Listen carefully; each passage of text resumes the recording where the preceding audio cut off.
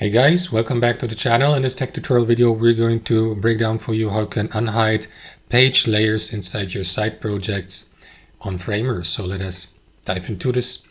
So navigate to your site project in the Framer website editor, and here guys on the left hand side switch from pages to layers. Of course, first select the given page to access the page's layers. I will go with the home page here, and then guys expand the given main layer if you'd like to gain access to the sub layers. And let me, for example, disable, for example, the text layer here. So right click into it. You can use this option here or that shortcut.